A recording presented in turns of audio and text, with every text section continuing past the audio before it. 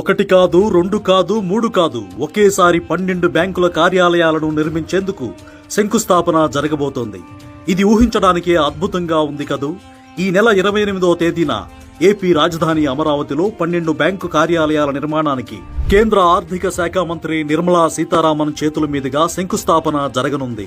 Reserve bank of India governor Shaktikanta Das కూడా హాజరు కానున్నారు.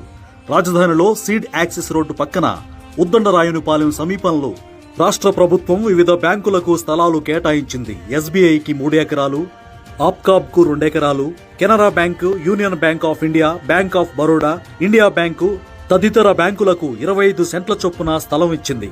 రాష్ట్రానికి సంబంధించి ఆయా బ్యాంకుల ప్రధాన కార్యాలయాలను ఇక్కడే నిర్మిస్తారు. స్టేట్ బ్యాంక్ ఆఫ్ ఇండియా 14 అంతస్తులతో తన కార్యాలయాన్ని నిర్మించబోతోంది.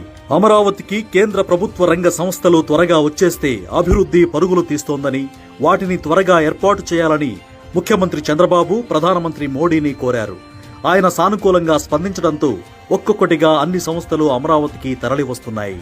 ఇప్పటికే విజయవాడలో బ్యాంకులకు పెద్దన్న అయిన రిజర్వ్ బ్యాంక్ ఆఫ్ ఇండియా కార్యాలయం కూడా ఏర్పాటైంది.